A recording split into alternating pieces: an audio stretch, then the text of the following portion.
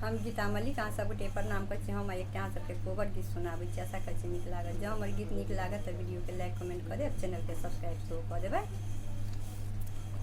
सासु बारू नहीं बिजली कोबर घारी में, सासु बारू नहीं बिजली कोबर घारी में, बाम चिड़िया लिखल दहिना चुनमुन लिखल, बाम चिड़िया लिखल दहिना चुनमुन लिखल, बीच लिखल सरोवर कोबर घारी में, बीच लिखल सरोवर कोबर घारी में, सासु बारू नहीं बिजली कोबर घारी में, बाम कनिया लिखल दहिना दुल्हा लिखल, बाम कनिया लिखल दहिना दुल्हा लिखल, बीच लिखल विधि करी कोबर घारी में, बीच लिखल विधि करी कोबर घर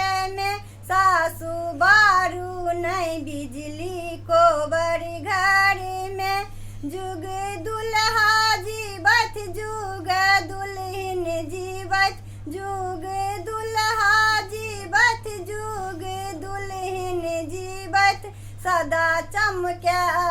बात कोबर घारी में, सदा चमके बात कोबर घारी में, सासु बारू नहीं बिजली कोबर घारी में, सासु बारू नहीं बिजली कोबर घारी में, सासु बारू नहीं बिजली कोबर घारी।